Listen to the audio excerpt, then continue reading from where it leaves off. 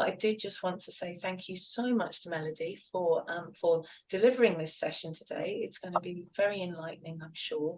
And just to remind everybody, the session you are about to hear is Free Your Mind. Are you really running your own brain?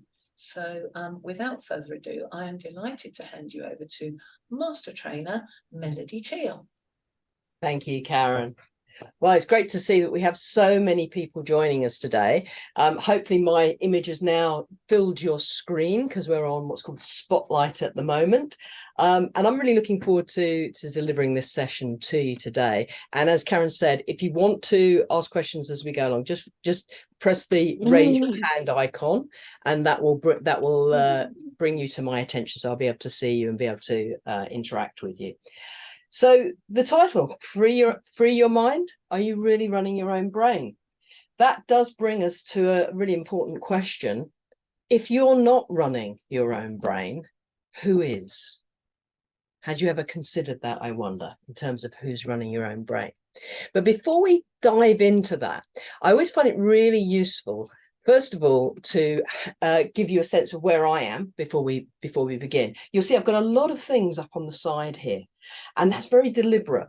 I like to work like Milton Erickson with lots of distractions in the background, because your eye may get drawn to something over here and you may wonder, is that really a rocking horse I can see over there? And your eye may rest on that and you may explore that, or even look at the little elephant right behind me. And all the time your unconscious mind will be taking on board all of the interesting messages that it will filter through that are useful to you personally. Or you might stay totally focused on me, which is also okay. I don't mind either way. Either's better. We can work with both.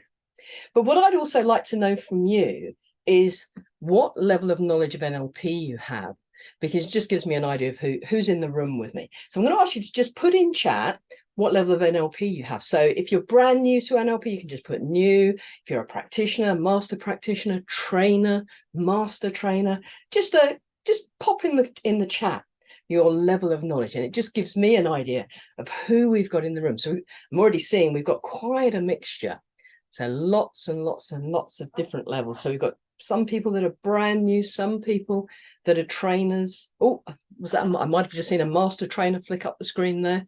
So yeah, so we've got lots and lots of different levels, so you can listen to what I'm saying at whatever level you're at and take whatever message is useful for you as we go forward. So let's go back to that question. Who is running your brain?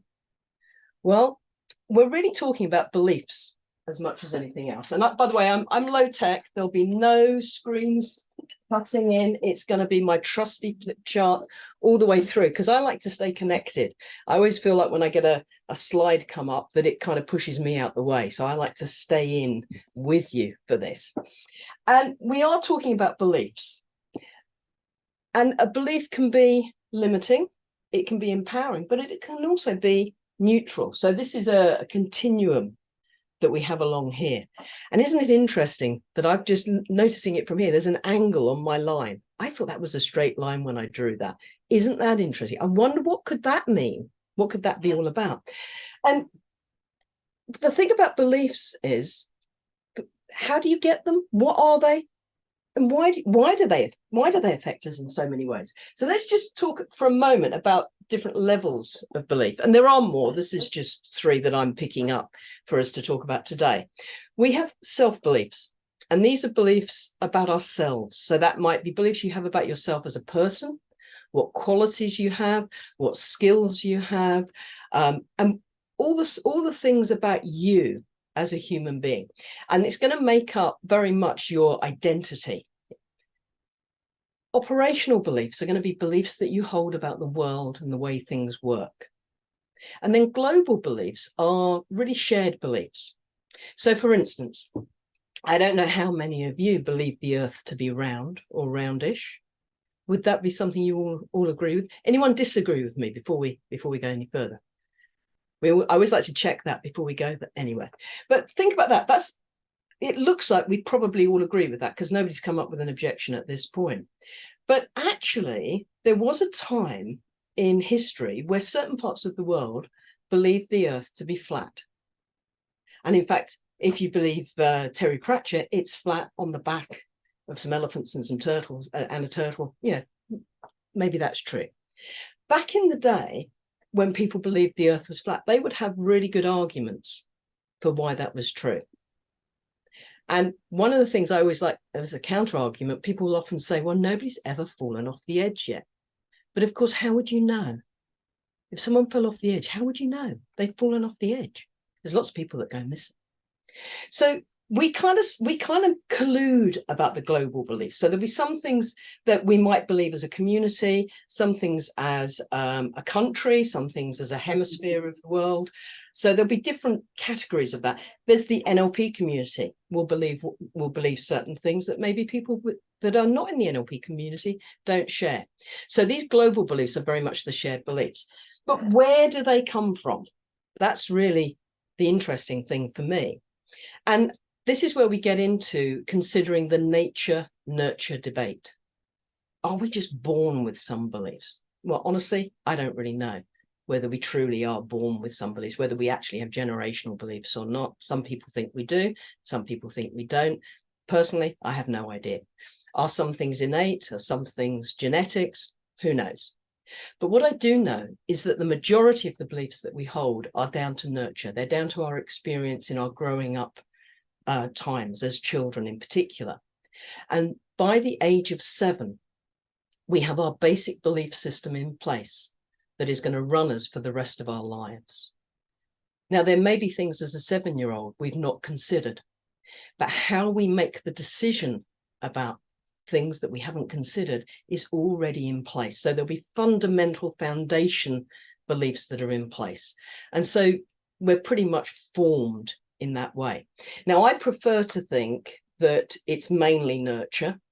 The reason I prefer to believe, and it's a belief, by the way, which may not be true, is that if it's nurture, then there's the possibility we can change it.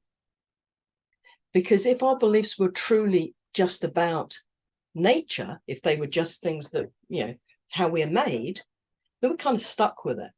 So it's actually, for me, a more empowering belief to believe that it's all about the nurture side of things. Now, of course, the truth is we're going to have some beliefs that are positive, powerful, empowering, and give us things in life that are worth having. We're going to have other beliefs that limit us and hold us back and prevent us from being all that we can be. And there's also going to be a whole bunch of beliefs, quite frankly, that are just neutral. They don't really matter either way. So we're made up of all of that mixture.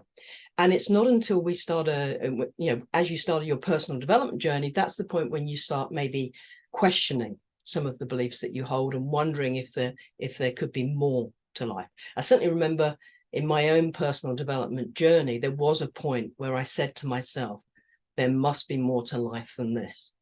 And that was a point in my life when I had really low self-esteem and didn't feel great about myself. So let's talk a little bit about families just for a moment, just to add to the mix a little bit more, in terms of how it is that 2 children can be raised by the same parents in the same environment and yet have very different belief systems. And I believe very much that it's about the roles that we take on. And within families, roles are kind of dished out. So you may have had this experience yourself in your own life. There's the birth order ones, first of all. There's the eldest, the youngest, the middle child. And if you happen to be an only child, there's the only child. By the way, you get to have a syndrome for all of those. So you can have a syndrome for whatever child you are. I'm a middle child, so I get to have that one. So we've got these kind of labels that are put on just sort of, those are some of these are kind of global ones. But then within the family, we get the creative one. We get the intelligent one, we get the sporty one, we get the funny one, and we get all of these additional labels. And we Oh, I just heard someone. Was that a question? No, I think we had an unmute by mistake there. Okay, so are you with me so far? Is this all making sense? I hope so. I hope so. I hate it when I can't see you all, by the way, when it's on spotlight like this, I can't quite see you. I want to take you on a little bit further here, though, in terms of how we take these beliefs on in the first place. So we take on these beliefs in the first place because of the messages and feedback that we receive, or through experiences that we have that have a strong emotional load to them. So, for instance, we can have the experience of taking on a belief because something happens that is major, that creates a strong emotional reaction. Now, it can be a trauma, of course, that can cause that, and traumas can really have a ripple effect across somebody's entire life. But actually, a positive emotional experience can create beliefs as well. So, for instance, if when you're 5, your dad takes you to the zoo and you meet an elephant and you have a wonderful time with an elephant, for the rest of your life, you will believe elephants are really great. So it can be that kind of powerful that we just have something positive that happens. Equally, of course, all the normal things that we've become aware of that are life experiences that can have an impact. For instance, parents getting divorced, those kind of things can have an impact. Even before we go into sort of deeper trauma, it's not necessarily about people having had dreadful lives. Even someone who's had what might be described as a vanilla life will have had some powerful things that have just been one trial learning. But the majority of the beliefs we take on are through constant repetition, where we get the same message over and over again, and usually from our main caregivers, from our parents, maybe from school teachers, maybe from grandparents if we've got an extended family that's very involved, where we get the same message over and over again. And I always remember the experience I had with my dear mother growing up about my name. Now, those of you that are paying attention will know my first name is Melody. However, I haven't always been known as Melody. When I was born, I was going to be called Melody. It was my father's nickname. He was called that in the Navy because he used to stand on the table and sing, usually when he was a little drunk. And he wanted to call me Melody, but my mother had this little panic attack. Said, what happens if we call her Melody and she takes after me and can't sing a note? She'll get bullied at school. So very good positive intention from my mother there. So they compromised, and I was known as Melanie for the first 29 years of my life. It never felt like my name, which was the bizarre thing. And when I began my personal development journey, I reclaimed my name. But I'm getting ahead of myself now, because as I grew up, my mother would tell me this story. And she'd say, it's a good job, isn't it, that we didn't call you Melody, because you can't sing a note, can you? Now, she was saying this to me before I could speak. Now, I don't know how many of you know many toddlers that are really good singers. So how she knew I couldn't sing, I don't know. However, she would continue to give me the story. So what happened at school when I was called upon to sing? Of course, I got nervous. My vocal cords got really tight and dry. And what came out sounded like a strangled cat. So there's some evidence. Okay, I can't sing a note, can I? And so that stayed with me actually until I was 30. And it was around that age that I was beginning to challenge a lot of beliefs about myself. And I'd already started my personal development journey. And by that time, I'd already met Cheal, who's my husband, some of you will know as well, who's also an NLP master trainer. And he happens to have a brilliant singing voice and feel really confident about singing. And he encouraged me to sing around him. And he started having singing lessons. So I thought, well, I'll go to a singing lesson. And I went to one singing lesson. The music teacher told me, yes, I could hold a tune, I could sing in tune, and there was nothing wrong with my singing voice. And I said, thank you very much. I don't need any more lessons now. I just needed to hear that. And that was my final closure on that one about my belief around my name. Having said that, I'd done a lot to loosen up those limiting beliefs beforehand. So, are you with me so far? I'm just going to click on my screen here. I've got something that's going across my screen here. I think it's a signal from someone else. There we go. Let's just take that off the screen there. So, changing our beliefs is one thing. But here's the thing that often happens for people, particularly people who've not actually begun their personal development journey. How often have you considered a belief you hold about yourself that logically you know it's not true, and yet emotionally you really feel it? and you hold on to it. Well, we get these beliefs in the first place because other people give them to us, sometimes as unwanted gifts. And we keep them going ourselves. I'll say that again. We keep them going ourselves. So we actually take part in the whole process of really colluding with the people who initially gave us these beliefs. Now, here's the thing. If they're positive, empowering beliefs, we don't want to mess with those anyway. I'm talking about those limiting beliefs, those beliefs that are holding you back or causing you to feel less than you actually are, that are stopping you from experiencing life the way you want to. And I would like to introduce you to how we do that. And we do that with what's known as the self-fulfilling prophecy. And here's how it goes. And some of you may recognize this as we go through, as I go through this. So we talk to ourselves. You're probably really familiar with that if you've done some NLP training. We talk to ourselves. Now, here's the thing that you may not have known. There was a time in history not that long ago where if you admitted you talked to yourself or could hear your own voice in your head, you would actually be classified as mad. It was actually in the DSM. I wonder what happened when they changed it. Can you imagine how that one got changed? A couple of psychiatrists having a chat one day. I'm just wondering, if it might be possible to talk to yourself and hear your own voice in your head and actually be sane. Of course, I don't do it. I'm just wondering. And then their colleague says, well, I don't do it either, but I'm also wondering, maybe it is okay.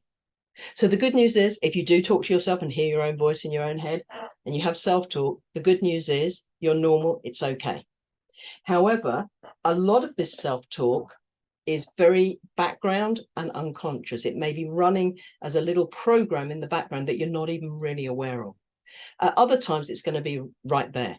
So those moments, for instance, where you're about to attempt something and you actually have that part of you that just says, I've got this, I can do this, I'm going for it.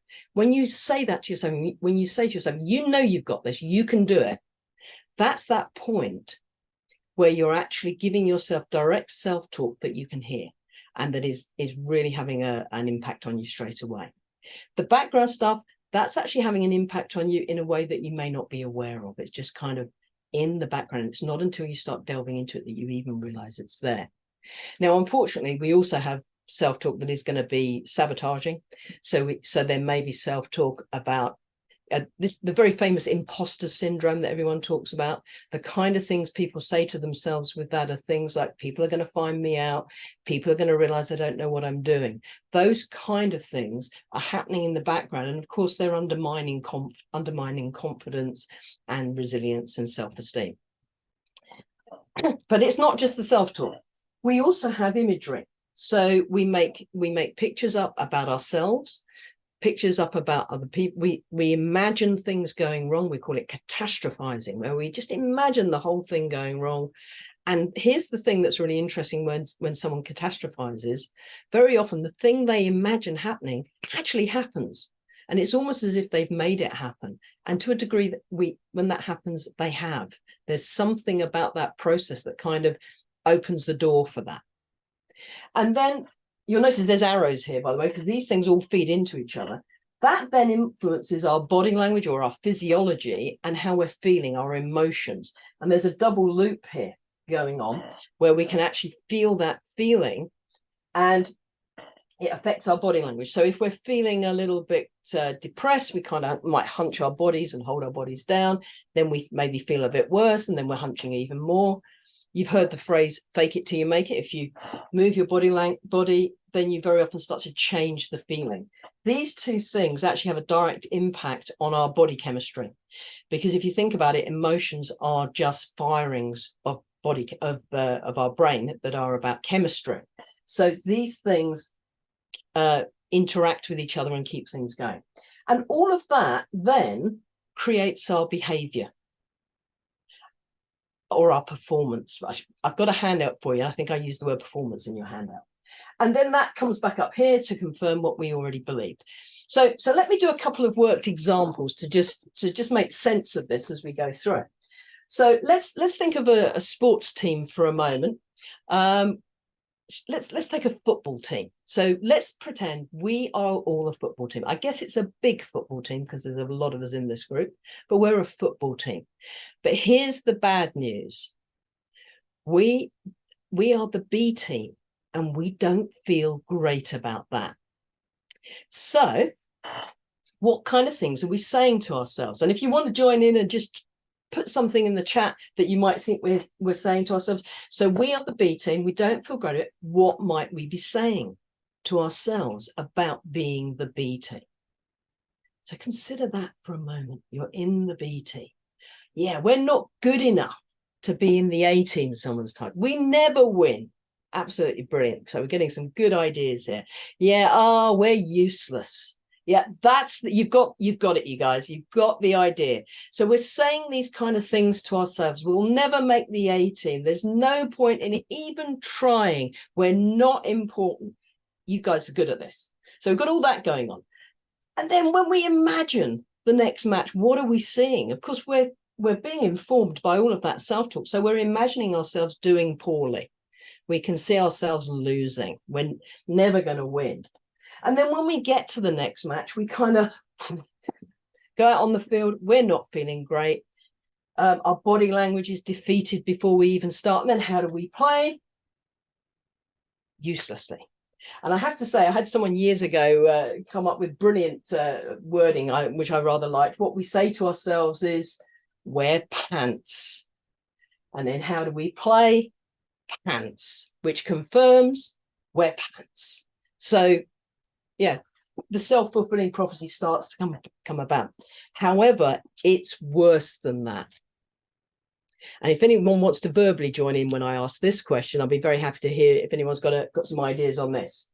What do we say to ourselves? How do we explain it if we've got all that negative stuff going on and yet we somehow win the match? How do we explain that to ourselves? Anyone want to take a go at that? That was a fluke. It was a fluke. Brilliant. Thank you. There's luck. Someone else has put, we got lucky. Yeah. The other team played badly. Someone else has said, yeah, you've got the hang of it. So we find ways to excuse it. And this is what we do. We gather evidence. So if we get evidence that supports the belief, so we get evidence that supports the belief, we accept it. If we get evidence that seems to challenge the belief in some way, then we reject the evidence. We say there's some reason why that evidence is not true. There's a way to explain it. There's an excuse for that. And the bad news is, although we do that with positive beliefs we hold about ourselves, empowering beliefs, we will defend beliefs about ourselves that are negative. So if somebody believes themselves not to be very good at something, or believes themselves the one I find interesting is someone I dealt with a few years ago who believed themselves to be, what was the word they used? Selfish and inconsiderate. And that was a phrase that had been used with them a lot. And yet when I worked, it was a young man, when I worked with him, it sounded to me like he was one of the kindest people I'd ever met, and that he did a lot for other people. And he just didn't get it himself. And he kind of had taken on this mantle of that there was something wrong with him. And yet he was someone who other people saw in a whole different light. And he couldn't see that about himself. He couldn't see that he was that person who always put himself out and went the extra mile for other people, because inside his head, he was just running this whole plan around not being good enough, not being kind, not being considerate, being selfish was the word that had been used in particular for him. And he'd just taken it to heart to such a degree that he was blind to the way he actually was as a human being and the way other people saw him. And that's not uncommon. People will often have those kind of things. Having said that, sometimes people will appear to provide evidence to support these kind of things as well. And again, that's very often a compulsive drive of some sort that's going on. Is this all Making sense? Any questions so far? So I want to fill in a bit more detail before we talk about what we can do about this. So this is kind of the setup, if you like, for where we're going. But I want to bring a couple of other concepts in that kind of influence our the way we're running our mind, if you like, or the way we're running our brain. Of course, the definitions between mind and brain are very different. We often talk about the brain as being the biological function and the mind being much more the collective, what it's actually doing. And what I've put up the top of the screen here is a continuum of optimism and pessimism. And you'll see it's a continuum. So it's possible to be an extreme pessimist or an extreme optimist. You can be somewhere in the middle. You can be kind of towards optimism, kind of towards pessimism. You could say this is a form of meta program if you want to put an NLP label on that. But one of the things that's interesting about this particular continuum is the effect it has on our sense of well-being, our sense of self, how we feel about being in the world. And one of the things that we know for sure is that if we have an optimistic mindset, we tend to be healthier and have greater sense of well-being. However, there is a value in pessimism as well that we need to talk about. We don't want to throw away baby with the bathwater, as is often said. But before we go into that, people who consider themselves to be pessimists, first of all, they don't call themselves pessimists. They call themselves realists. And they have a reason why it's better to be a pessimist than an optimist. So I am curious to know whether anybody knows what that is. Why is it better to be a pessimist than an optimist? Anyone know? You can either type it or speak it if you wish. Someone's got it already. You don't get disappointed. Absolutely. So I think everyone else there's a lot of other ideas coming up there, and all of those are true as well. So let's explore the don't get disappointed for a moment, just in case it's true, in which case I'll junk this next piece and we'll talk about something else. So this here, in case you were wondering what it is, this is the ups and downs of life. So let's take somebody who's a pessimist, for instance, having a peak moment in life.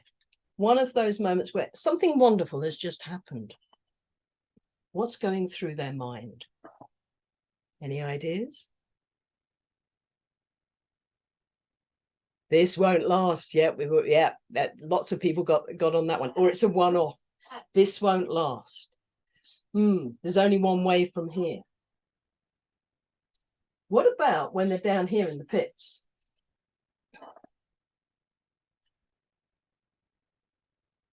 Told you so. I like that. Someone's got that straight away. Told you so. It's what you would expect. I like to do my Eeyore impersonation at this point. Say, this is what life's like. This is how it's supposed to be. So it's kind of what we're expecting. But what about the optimists? What's happening for them when they hit rock bottom? What's going through their mind? Yeah, exactly. It won't last. It'll get better soon. There's a good reason. Someone's coming up with a good, what's that other one we say? It's a learning experience. It's just a wobble and I can get out of this. So we've got all of those great responses down there. And of course, we're already on the way up. And of course, for the optimist, when they have a peak experience, they're actually enjoying it. They're saying, yeah, I'm really enjoying it. And they're into it and they're having a lot of fun with it. So for them, let's think about the disappointment for a moment. How much disappointment does an optimist experience? Well, you could argue not very much. It's kind of like they hit the button, they're already on the way out. How much disappointment does the pessimist get? Well, you could argue that life is one long disappointment if you're not careful as the pessimist. So that's my argument for why it is actually worth being an optimist in terms of moving forward. Of course, these things are connected as well to things like growth mindset and fixed mindset. But it's probably worth us saying a little bit about pessimism for a moment, because it does have a value. If we're overly optimistic, there is a risk to risk. It's that we may do things recklessly. We may not take notice of things that we maybe need to take notice of. So things like taking care of, if we get something with our health, someone may not go and check it out and make sure that they're okay. Pessimists tend to focus quite a lot on detail as well. And when I was doing my positive psychology master's degree, one of the things that we looked at was some of the research behind this. And one of the things that was interesting was that pessimism is what we need for risk assessment and contingency planning. So it has an actual use, but it's also really important for certain kinds of details work. And the piece of research that was used was looking at radiographers, looking at X-rays. And they recruited some radiographers to take part. And the way that they worked with this was to speak to the patients before they went in to see the radiographer. So the radiographers didn't know what was going to be said to their patients or what was going to be done with their patients. And what they did was some of the patients just went in with no briefing at all, just went in as normal. Some patients went in and they were told to offer the radiographer a small gift, like a sweet. So would you like a sweet? Yeah, that kind of thing. And what they noticed from this, and each radiographer was given one condition on a particular day and a different condition on the other. So they got lots of sweeties one day, no sweeties another day. They noticed that when they had sweeties, they had what's called an improvement of positive effect. They actually felt happier in life. But here's the thing that was really curious. Their ability to read the X-rays went downhill. They were more accurate when they were not happy, because they were actually able to see detail more clearly. Isn't that interesting? You'd have thought having a happy doctor would be a good thing. So from now on, you might want to follow me. I don't worry if I have a miserable doctor. If I have a miserable doctor, they're more likely to notice what's wrong with me. But actually, of course, our whole health system in the UK is a disease model, which will be true in a lot of the other countries as well around the world, where they're looking for what's wrong with people, not what's right. So the pessimistic mindset is what allows that to happen. Interestingly enough, when we're working holistically, it's much more an optimistic mindset. So here's the thing that I feel is actually really important. We need to live in optimism, but have the ability to put on our pessimistic mindset for certain contexts. So of course, from an NLP perspective, we often talk about things being context specific. So that's a time when that's really, really useful. So again, how's this sounding? Is this making sense? Good. Well, I want to just bring in an NLP model that you'll be familiar with. So the communication model, this is a brief version of it, so I haven't filled out all the detail on it. But this again is kind of bringing us back into the stuff around what's affecting us, what's influencing us, and our beliefs create how these filters that we have on the world, how we view the world, our map of the world, our model of the world, and how two people can have the same external event. It'll come in, it goes through filters. There's internal representations connected to that. We have states connected to that. We have physiology connected to that, which then triggers our behavioral response to whatever's going on around us. And yet two people can have the same stimulus, different response. That's down to our individual belief systems. That's down to our individual filters. And again, understanding more about these becomes even more interesting. And of course, things like our language patterns can be part of that, our meta programs, and so much more. So there's all kinds of things that are affecting our filters. And even just listening to, those of you that work as coaches, even listening to your clients and how they're using their language gives us a lot of clues about their filters and how they're viewing the world. So I just wanted to kind of bring this model in just to remind us of some of the things that we use in NLP to explain these things. But I'm still on the same kind of kick at the moment about other things influencing us, still with the filters. So I have a little visual aid here. So you may have seen this picture before. It's really, really well known. So you might already know what this is about. But here's the thing, particularly for those of you that haven't seen it before, what can you see in this picture? Can you see a young lady or an old lady or both? So just put in the chat what you can see. So we're getting a mixture, so a few people seeing both.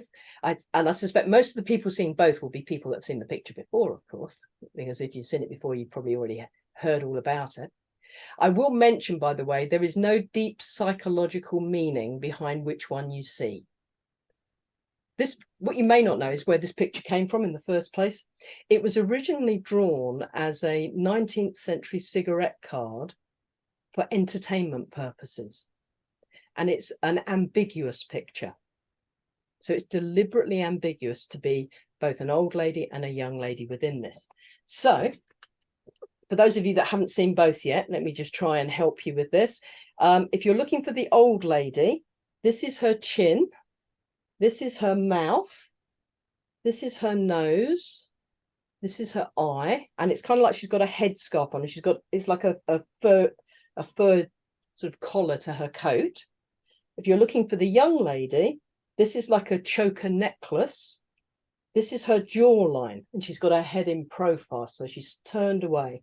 And that's her little nose there. And this is like feathers, so she's a bit like a can-can girl. So she's a bit like a dancer. So you may be able to see both. Now, if you can't see both at the moment, never fear, because I'm going to help you with this. Because I want to tell you about some research that was done using that picture. So a lot of people don't know about the research that was done with this again. So here we have two non-ambiguous pictures of these. So you can see where this fits. Oh, I'm just putting it in the wrong place. There we go. So what they did in the research with this one was they put people into two groups. One group was given this picture to study for 10 minutes. The other group was given this picture to study for 10 minutes. They were then paired up with someone else from the other group and given this picture and told, please discuss. Guess what happened?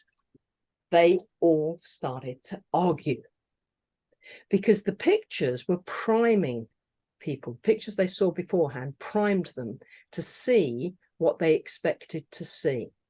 So the people that had seen the non-ambiguous young woman could only see the young woman. The people that had seen the non-ambiguous older woman could only see the older woman. And they were really arguing. Some of them got really clever with it and thought it was a setup and that they were trying to prove that they could force someone to change their point of view. So it was like a conformity thing. And of course, it wasn't that. They were just arguing. And when they did the debrief afterwards, some people still couldn't see the other picture. And some people, it still even didn't believe it. They felt they were being tricked. Now, that study can't be done anymore because everybody knows about that picture. There's too many people that know about it. But it's an interesting example of how our filters, that was an example of creating filters on purpose. But the filters we live with have been put in place all our lives. And so they're even stronger, even more entrenched than the filters that were put in place for that picture. Now, it's not just visuals. It can be done with words as well. So the things that we hear. And Elizabeth Loftus in the 70s did some fascinating research around eyewitness testimony. And the way she did this was to film a car accident. Obviously, it was a staged one where they had two cars have a crash. And then she recruited people to watch the film. And then they were given a questionnaire to fill in about what they'd just seen. And it consisted of a lot of questions. I think it was a couple of hundred questions they had to answer about what they'd just seen. Now, the first thing I want to say about this is they got to do this immediately after watching the film. Now, when someone's really witness to something, their statement is often not taken until hours later, days later, weeks later, months later. So all sorts of things are going to influence. So you would think answering a question directly after it would mean that for everyone, it was really clear in their minds. But that wasn't the case, as the questions showed. So first of all, there was a question. There were a couple of questions in there that basically the only two questions they were really interested in. Most of the questions were fillers, just to get people answering things. But there was one question that said, how fast were the cars going when they bumped into each other? Now, on some questionnaires, it was worded differently. Some questionnaires said, how fast were the cars going when they smashed into each other? one word different in the question. And on average, the people with smashed said faster speeds than the people who had bumped. I don't know whether any of them actually got it accurate. But here's the thing that happened next. There was another question further on in the questionnaire that said, was there any broken glass on the floor from the headlamps? Now, it was a good 50 or 60 questions after the one about speed. The people with the word bumped mainly said, no, there was no glass. The people with the word smashed mainly said, yes, there was glass. So that one word that was substituted had a massive impact in how people remembered that event. So our memories are altered really easily by other people's words. Our filters will then also support that further. So we have even more of that. Now, Elizabeth Loftus did another experiment, which I actually thought was quite fun as well, to follow on from this, where she had a helicopter film a car going around country lanes. And then she got people to watch the film and then fill out the questionnaire. And one of the questions read, how fast was the sports car going when it went past the windmill? So in the chat, just jot down what you think was the most important word in that question. I'll say it again. How fast was the sports car going when it went past the windmill?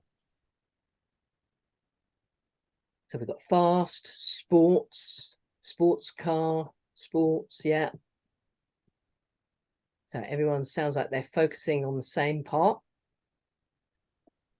Yeah, makes sense, doesn't it? You'd think it'd probably affect the speeds and things like that.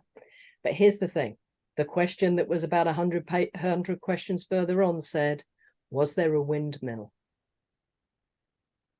And then there was a box. If you think yes, describe it. Well, the first thing is there was no windmill.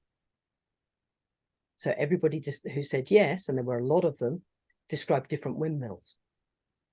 Now, they were all windmills that were somewhere in their head, but not ones they knew well, but their unconscious had inserted that windmill into their memory of the film. And if we think NLP for a moment, it was a presupposition question. How fast was the sports car going when it went past the windmill? In order to process that question, you have to accept that there was a windmill. So, by the way, if anyone ever gets arrested for anything, the clue is get the best lawyer you can who asks the best questions, because it's got nothing to do with truth. It's to do with questions, how easily people are influenced. This is a little scary, I know, but yeah, it's worth us knowing this stuff. So again, is it all making sense? Are we all together on this one? So I want to bring us back to that self-fulfilling prophecy now, because the good news is, as NLPers, there are things that we can do to break beliefs, to change beliefs, to transform beliefs, to work with them. And I want to talk at two levels for this. So we can talk at for those of you that are NLP practitioners and above. Quite honestly, NLP processes help people to break the self-talk cycle. So they can be really, really powerful in doing that. So if you think something like the changing beliefs, swish patterns, timelines, changing personal history, all of those kind of things, re-imprint. We've got so many processes, 6-step reframe. All of these processes can help people to change what they're doing. I like to also bring into people's awareness of things we can do in just the way we are walking around, things that we can work with ourselves. And these are things I teach people that have no NLP training as well. So there are things that people can just do to start working with loosening up their beliefs and actually helping them to feel better about them. So I'm going to take you through how we can actually break the self-talk cycle at any point. And of course, if we do more than one thing, it's going to intensify the power of what we're wanting to do.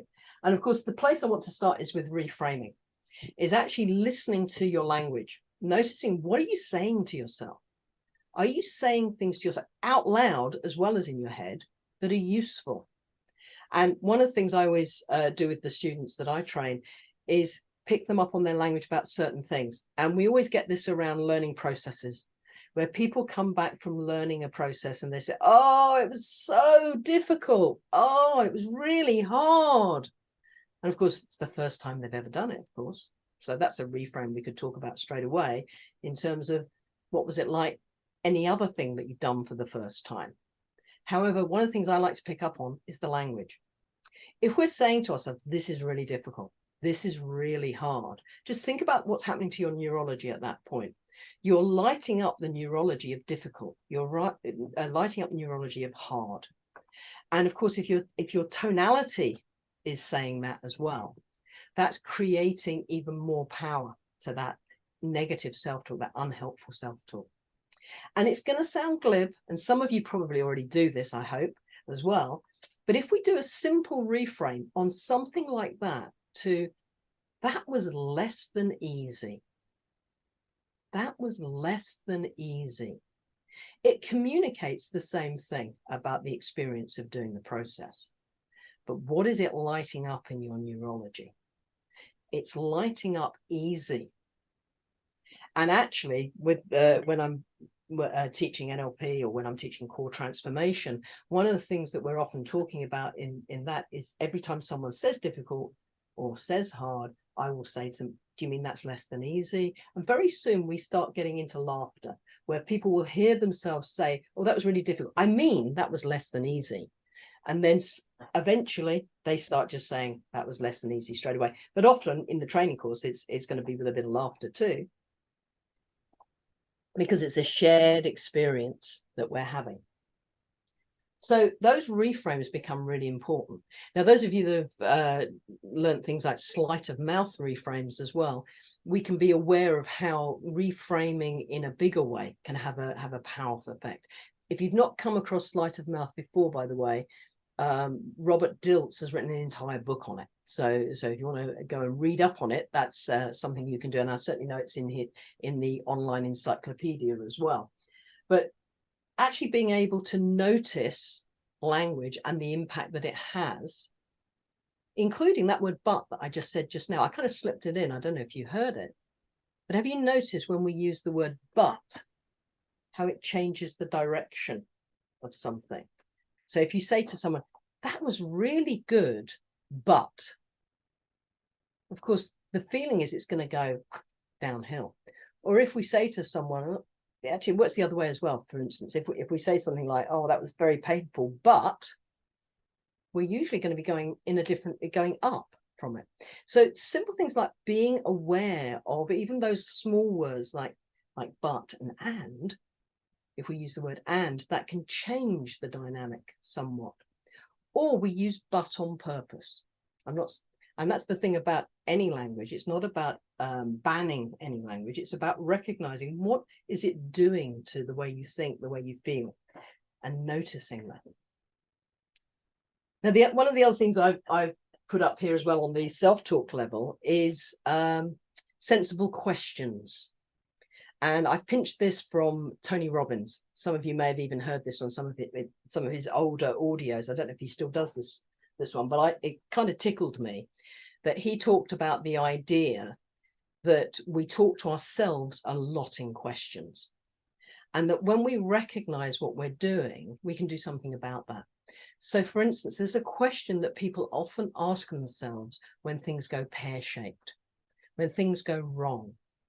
And it's a question that's rhetorical and not very useful. Do you know the question that I'm talking about? It's that question that goes, why does this always happen to me? Why me? It's got a bit of a whine to it, usually, you'll notice. Yeah, someone's just typed that in there as well. Why is it happening to me? So we ask ourselves questions like that. And of course, who's really listening when we ask ourselves questions, even when we say them out loud? And it's our unconscious. Our unconscious is listening all the time. So when we ask a question like, why does this always happen to me? What does the unconscious do? It attempts to answer it for you. So it goes away into the filing cabinets of your brain and checks out, well, why does this always happen to me? Do you know what? I had a look in minor filing systems. Maybe the rest of you have got more modern systems. I have big red books, I think, actually in my brain. But yeah, why does this always happen? Can't work it out. Tell you what, let's do it again, and we'll see if we can work it out this time. And that's where we get this experience of repeating patterns of behavior. Have you noticed that, how we have these repeating patterns of behavior? And often for me, it's that experience of trying to work out what's going on. And because we don't get the lesson from it, we get to do it all over again. So we repeat these patterns over and over again. And so it gets really useful to train yourself to ask better questions. And some of those questions, I can tell from the way some of you have been writing things, some of you will already be asking those kind of questions already. And that's things like, what can I learn from this? What can I do to make sure it doesn't happen again? How can I prevent this from happening? How can I improve the situation?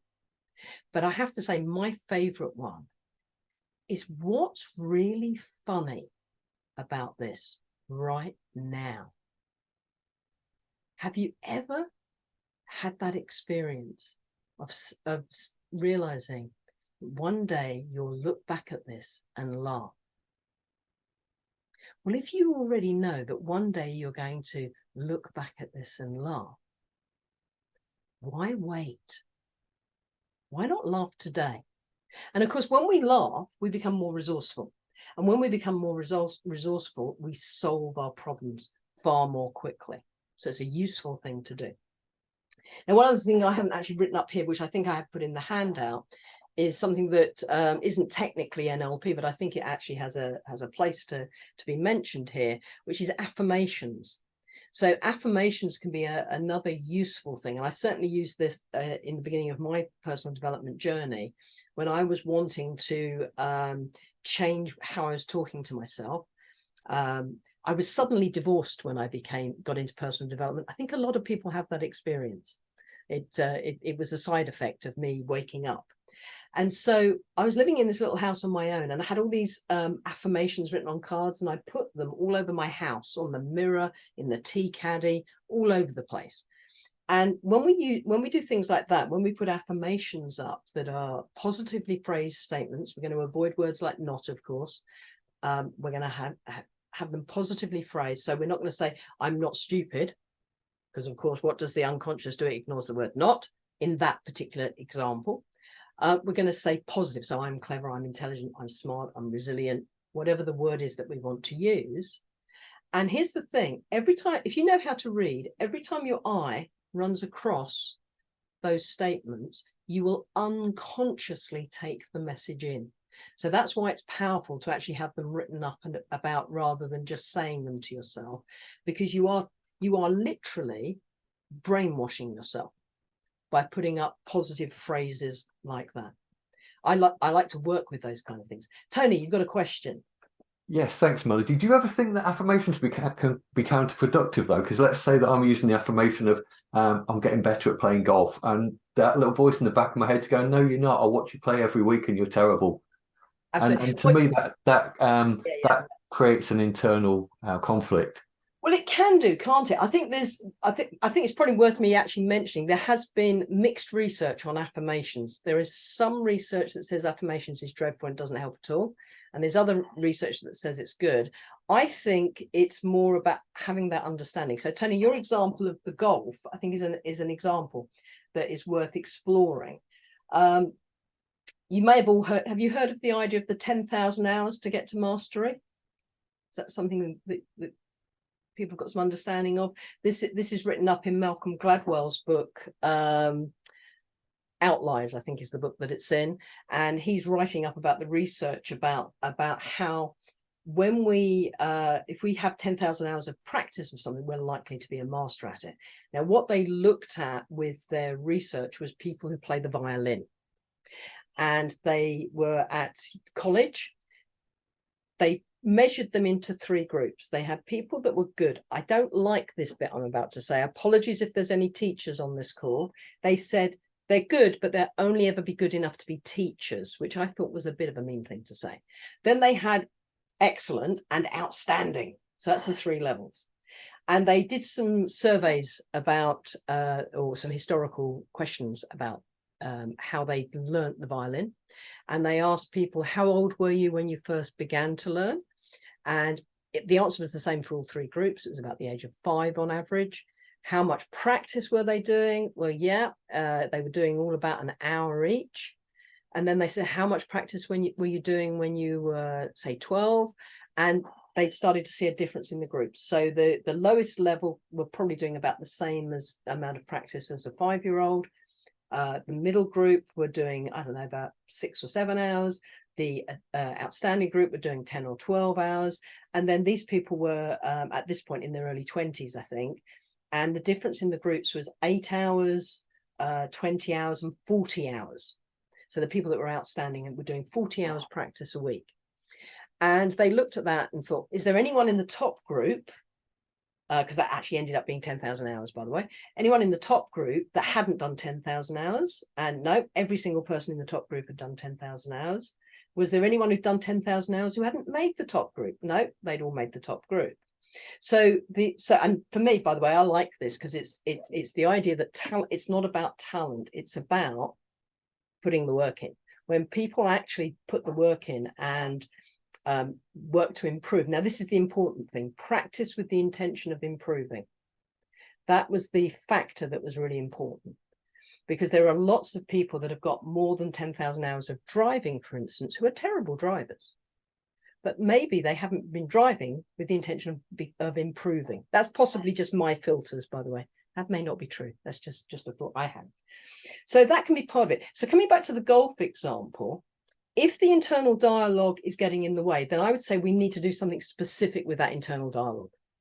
So we may need to challenging internal dialogue, by the way, is another thing we can do. So if we're delivering a message to ourselves that's unhelpful, like I've been watching you and it hasn't got any better, we need to actually find a way of working with that. And there was a piece of research done about golf, by the way. I'm full of research. Sorry about this, guys. There's going to be more and more I keep coming up with, where they were looking at taking the nerves out of it. So they had one group were practicing putting, and they had to do, I think it's their 13 times table out loud at the same time while they were practicing. And the other group just practiced, and then they played them off against each other. And the group that had been doing the 13 times table didn't have to do that when they were in the competition. And they were all significantly more accurate than the ones that had been in the other one. Does that make sense? That's an interesting thing about what's the factors that we need to take into account. So with the golf, for example, Tony, we might have to go back into some of these. Oh yeah, the inner game of golf, Tony. I've just seen you've written that. Absolutely, all of that kind of stuff is what we're talking about here. So there's more we can talk about here. I want to get on to some of the other levels though, otherwise I won't get time to mention this. But oh, someone, I will pick up though, Helen, you're saying personally you think an affirmation needs to be believable. Here's the thing, it's the beliefs that are saying it's unbelievable. So one of the things I love to do when I'm working with people with changing belief, I get them to come up with a belief that if they say it out loud and inside there's a response of bullshit, we know we've got it right. But if they go, oh yeah, I could believe that, then it's not a limiting belief for them. We will always reject a replacement belief if we have a limiting belief about that. And that's where the NLP processes will take us a bit further than the stuff I'm talking about here. The stuff I'm talking about around the outside of here is stuff that people can do to start gradually making shifts gradually. It's not going to be quick. With an NLP process, we can speed up that change considerably. So we can take people a lot further. Andrea, what did you want to say? Hi, sorry. Can you repeat what you said with these limiting beliefs? He Yes. has a limiting beliefs, and you want to replace with one. And if the new one create reaction, oh shit, or whatever. So Not then true. If you go, it's not true, not true. Then so then you are sure that the first was really limiting him. So, this is what you said, or. So are you practitioner trained, Andrea? Have you done your practitioner training yet? Yeah. Yeah. So when you know the changing belief technique, where we elicit from the person the limiting belief first, And then obviously we're going to do the positive intention and ecology checks, etc. And then we're going to find out, well, what would they like to believe instead? And we need them to come up with a belief that is challenging for them to accept. Because if we let them off the hook, so let's say someone says, I can't dance. And they come up with, I'm not a terrible dancer. That's not much better than I can't dance. So we need to push them to come up with something that actually feels a bit uncomfortable for the process in order for it to actually have any real impact. So that's what I'm talking about. That was what I meant. So we need to come up with a replacement belief, which is actually empowering. It's not a watered down version of that. Because people, when they have a limiting belief, often limit what they think they can do next. So they don't actually open themselves up to being able to go even further with something. And this is, by the way, another whole conversation we're getting into here. So I'll back off from that for a moment, and we'll carry on with where we're at for now. Cash, did you want to come in as well? Yeah, just a question from Caroline Ross. What if you're not particularly good at something, even though you practice with intention? Do you accept that it's not your thing? I have this issue with playing the guitar, for example. Well, that just sounds like limiting beliefs to me. So we need to do some NLP. That's really what I'm saying. So if we try to, having said that, if we don't have the desire to do something, that's actually different to not being good at it. So the question we need to ask ourselves is, do I want to be good at it? Why do I want to be good at it? What is it about? Because then we're getting into all sorts of other things around motivation as well. So what's the motivator behind it? So one of the things I'm teaching this month, for instance, is transactional analysis for coaches. And one of the things that I look at is the personality differences. And sometimes we're getting our self-esteem from doing something specific. Like, I only feel good about myself if I achieve something. So that may be an achievement thing. And then we might set ourselves up not to achieve that in order to feel bad about ourselves. So this is a lot more complex, really, than we've got time to go into fully. This is a whole practitioner training kind of that I'm mentioning here. Now, when we really get into how these beliefs are working from that point of view. But we can start making small changes that will make a difference. And actually, whilst we're at it, let me talk about PIR. Not all of you will know what that stands for. Some of you will. Positive internal representation. So, for instance, Tony's shared with us about golf. Let's use that as an example for a moment. If someone is wanting to improve their golf, one thing you can check is, what is your internal representation of yourself when you play golf?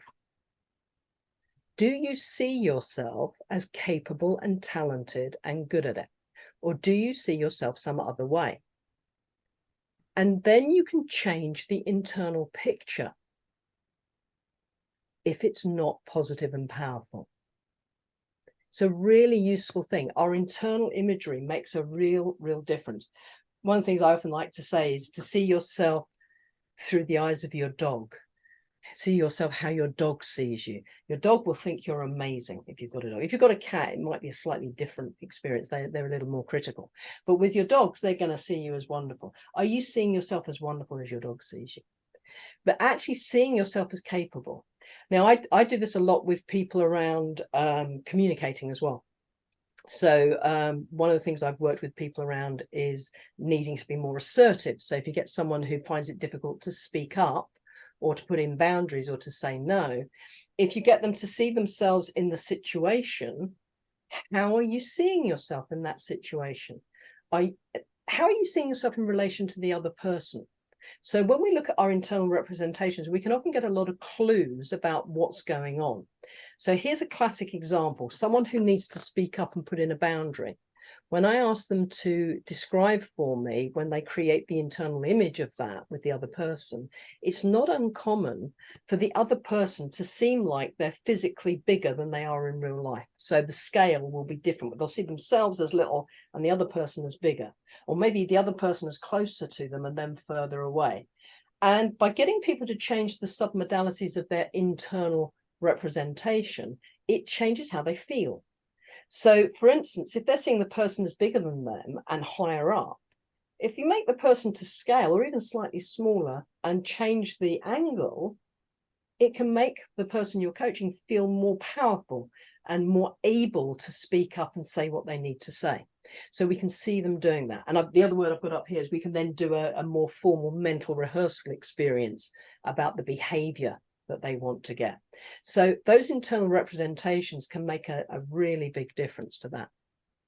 Now, mental rehearsal has been around longer than NLP, by the way. We've kind of sort of brought it into NLP, but mental rehearsal, seeing yourself being successful.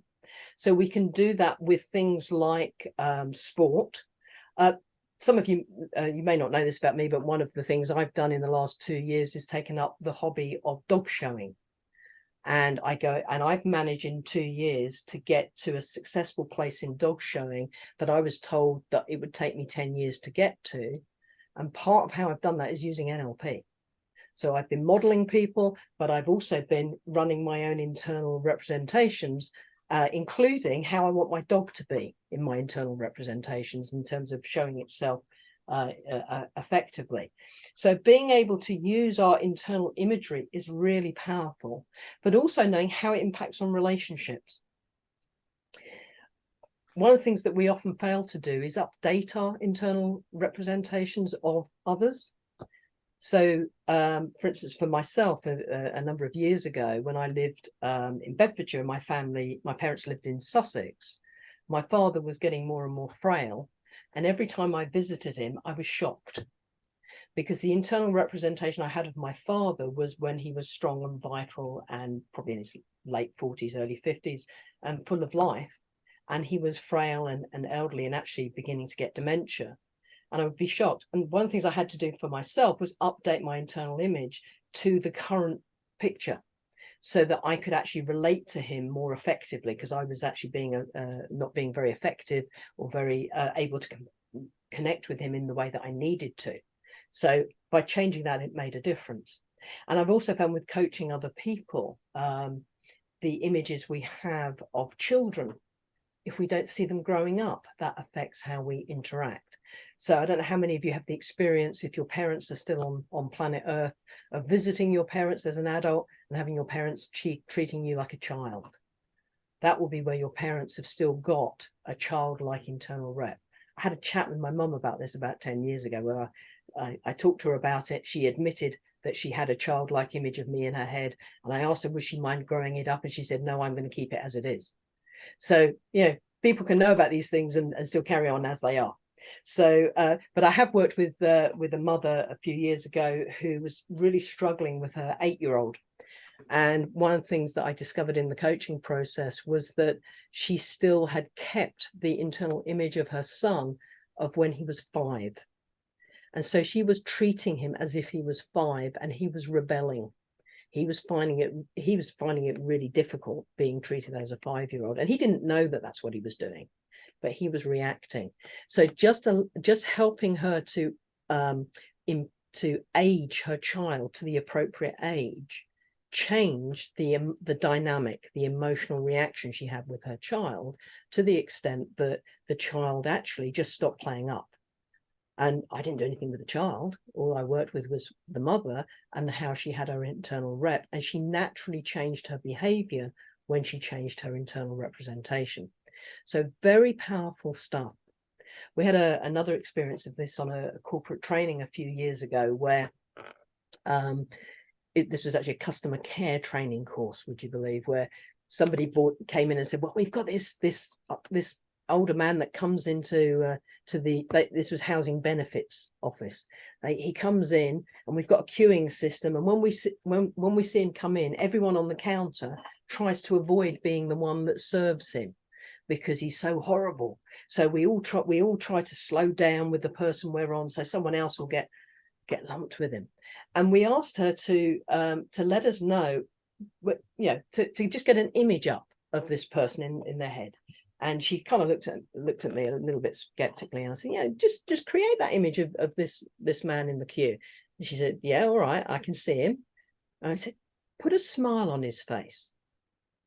And she said, well, I've never seen him smile. And we said, well, that's okay, just make it up. Make up that he's got a smile on his face, and invite your unconscious to save that picture. So she did that.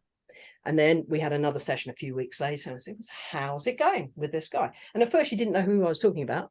And she said, oh yeah, I know who you mean. Yeah. She said, yeah, it's really weird. She said, he's actually okay. She said, I saw him come in about a week after we'd had this session. And I didn't really do anything different, I don't think, then. And I served him, and it was okay. It was neutral. It was fine. And then the next week, he waited for me. And he let the person behind him go, waited till I was free, and came to me.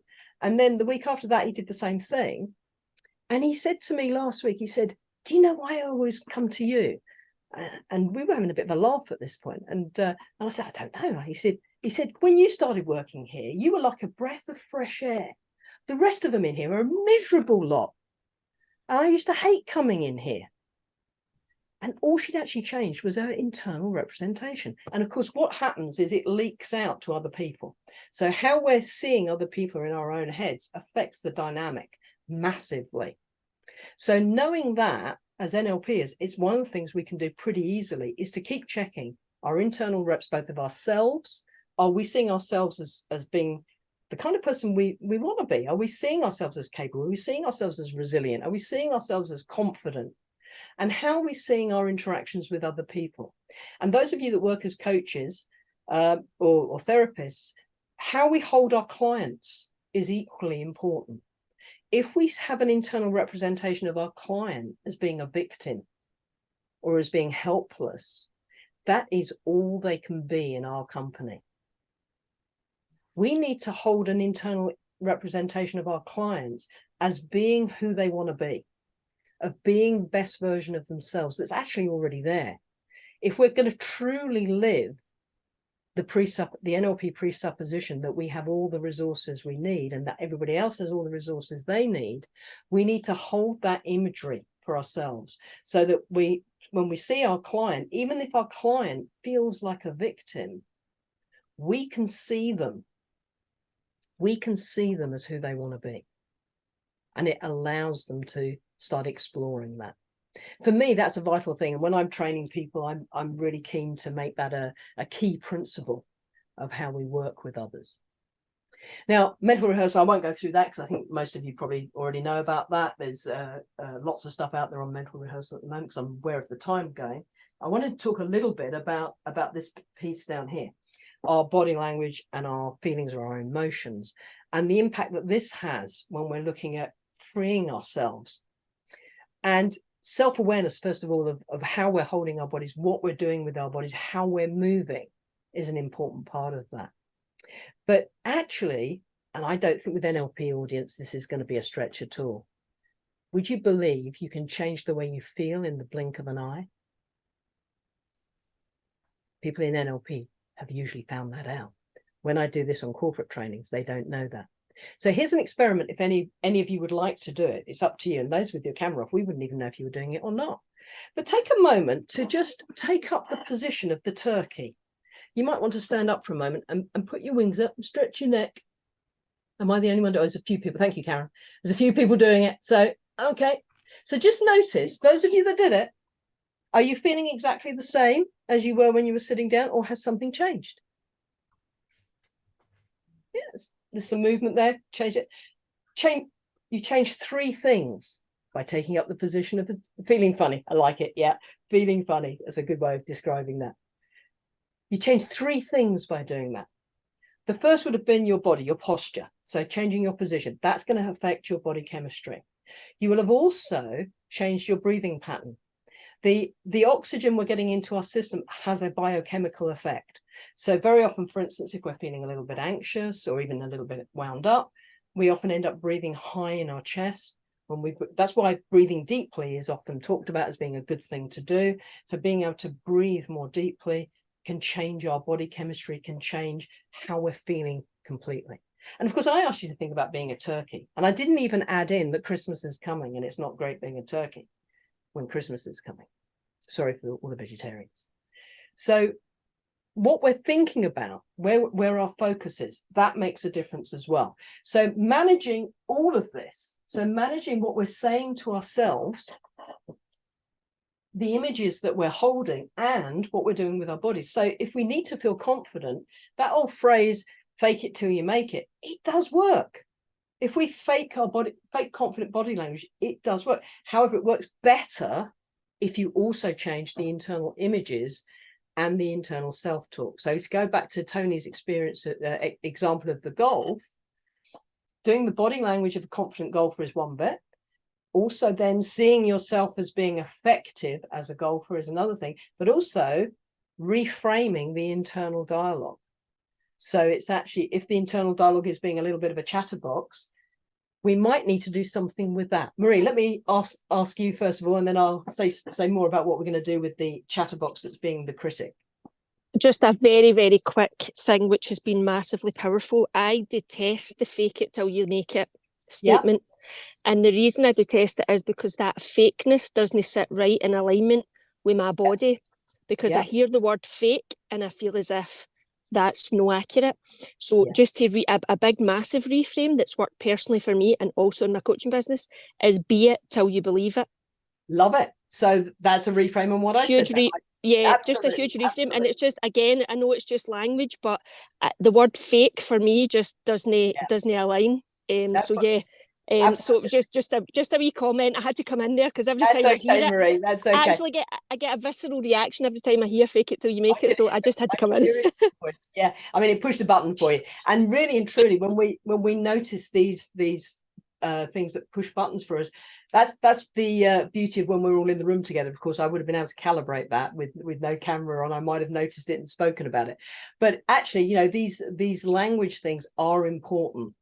So when we've got that internal critic that's being unhelpful, so if we've got an internal cricket, and I've gone from golf to cricket, when we've got an internal critic, one thing you can do first of all is check, where is that voice?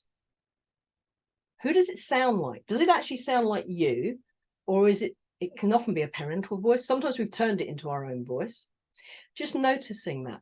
Now, I worked with a chief exec a few years ago, a woman chief exec, who had this issue when she was in meetings, that her internal dialogue was actually chattering away, telling her she didn't know what she was doing. What was she doing trying to chair a meeting like this? She was really successful, but this was still going on. She was still having this chatterbox. And in the coaching session, she identified that it was actually her dad. She was carrying her dad around with her. And her dad was still alive, and he firmly believed that women knew nothing about business and shouldn't be doing the kind of job she's got. And he would actually say that sort of stuff to her, even as an adult woman. And of course, so she was getting the stimulation still being reinforced as an adult woman. And having identified, and for her, it was kind of just to the side. I asked her, what would we need to do to that voice so she couldn't take it seriously? Now, one of the things we did do was move the location, so it was coming from a different location. But for her, and this is what worked for her personally, was to turn the quality of the voice so it sounded like he'd been smoking weed. So when she could hear this critic talking to her as if it had been smoking weed, she couldn't take it seriously anymore. So even if it came on in the middle of a meeting, it stopped working. Now, there was a funny side effect that happened with this one as well, is that it improved her relationship with her dad in real life as well, because she came back to a later session and said she'd been to visit her dad, and she'd actually, because she used to avoid him because he used to wind her up so much, but she'd gone in there, he'd started saying something, and even in real life, her filters had turned his voice into it as if he had been smoking weed. So she actually let it just go straight over her and changed the subject and moved on and had a pleasant visit with her dad. So it took all the sting out of that experience as well. So when we're working with clients, by the way, working with changing the submodality, you need to be led by the client. So some clients wouldn't like the idea of the smoking weed one. That was what she came up with.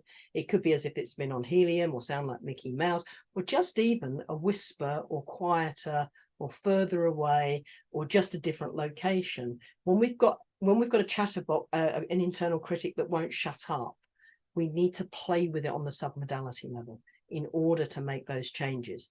But I keep coming back to, if you're an NLP practitioner, it's about doing some of these NLP processes.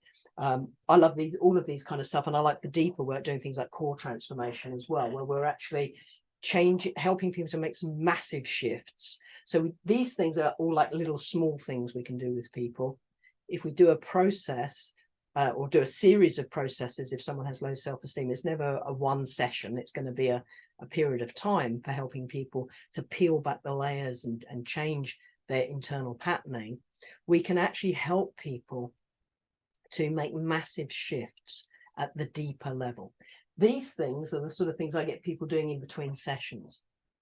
Now, we can also make changes at the behavioral level, and that can be with direct coaching about changing their behavior and helping them to notice the feedback process. So if someone has one that I've done a lot is people when everyone used to do their networking face to face, life has changed a bit in the last few years, but people used to go along to networking meetings, and there'd be a lot of people who had negative beliefs about networking. So they'd have beliefs like, I don't like networking, it's superficial, I'm not interesting, nobody wants to talk to me, all of those kind of things. I would help them work on this side and then get them to go and do a different behavior at the networking event. And usually people that hold those kind of beliefs tend to slip into a networking room, not engage with anybody. If someone talks to them, they talk in monosyllables, and then people don't want to talk to them. If instead they go in, walk confidently into the room with their body language, body posture held in a confident way, and walk up to someone and say, excuse me, do you mind if I join you? And we have to unpack all of that stuff about people's resistance to that as well. They usually get a different experience.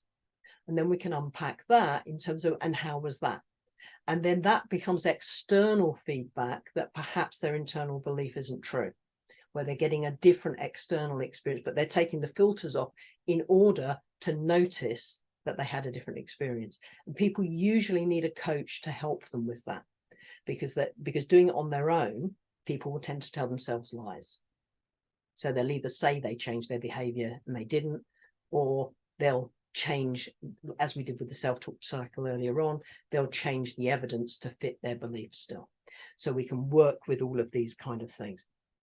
Now, I hope this is all making sense. And in a way, we've kind of rapidly gone through all of this stuff. There are so many different things that we could have done with this. And of course, we could go into the NLP processes, but when I teach NLP practitioner, it's a 16-day program, and we had an hour and a half this afternoon. So it wasn't quite enough time to go all the way through that. But I hope it's been useful for you. I just want to, for any of you that are looking to do any things at the moment, I haven't got a practitioner scheduled at the moment, but I've got some short courses if any of you are interested, including transactional analysis for coaches that I've got next week after next, core transformation in December, which is based on Connie Ray Andreas's work, and also positive psychology. So thank you all for playing. And Cash, I'm going to hand back over to you because we've only got a couple of minutes left. Just one thing from earlier on in the chat was something from Penny Moore asking for the reference for the radiologist study that you mentioned. If you could pass that on to us, we can get that to all. Yes, I'll have to go and look that up. So I'll have to go and find that, because it was a while ago I did that one. Thank you. Yeah, I shall see if I can find that for you. Okay, and we have one more from Andrea. Thanks. I have a question about this sensible question you were talking about. Why this is happening to me? Because my experience is, if people are saying why this is happening to me, it's because they give up on their own responsibility, or how to say, like they don't feel they are in charge of their life, and they feel this way because it has a lot of positives benefits for them. So they usually don't have motivation to change it. So how to work with this? Well, quite honestly, everything you just said I agree with. So when people are in what I would call victim state. Yeah. This is what I want. So if someone doesn't want to change, we can't help them. So if someone is in victim state, they don't know how to get out of it, but they want to get out of it, then we can help them. Okay, If someone's in a I see. victim state and they don't want, yeah, and they're not ready, actually, is how I would normally call it, actually, rather than they don't want to. If someone's not ready, it doesn't matter how good a practitioner you are, it won't make any difference. We cannot make anyone do anything. But if someone's ready, then we can help them by, first of all, sometimes we have to do small things that allow them to see a chink of light. Okay, And when they see a little chink of light, then they're open to maybe doing something else. okay. Thank you. It was a nice lecture. Thank you very much. I really enjoyed it. It was great. And I think we're probably almost on time there. Karen's going to say a couple of words, if that's okay. Thank you, Melody. Thank you. Thank you, Melody. I think that was I think that was absolutely brilliant. And my takeaways was I mean, there's loads of takeaways, and I think what's really interesting is it doesn't matter how well certified we are in NLP already.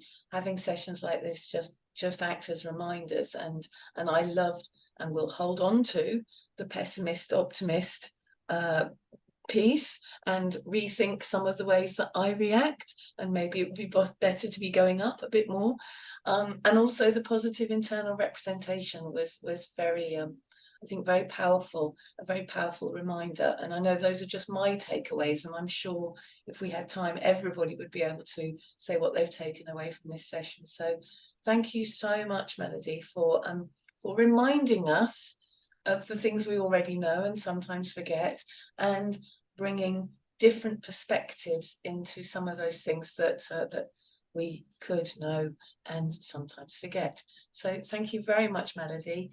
Very much appreciate, and thank you everybody for coming. This recording will be up on the ANLP website on the same page that Cash has already linked to, so you can already download the handout there, but the recording will go up later. So if you want a reminder, then do jump on and watch it again. So thank you very much, Melody. Thank you everyone for turning up, and we'll see you next time. The next one, I believe, is in exactly a month's time, 14th of December. So we will see you there.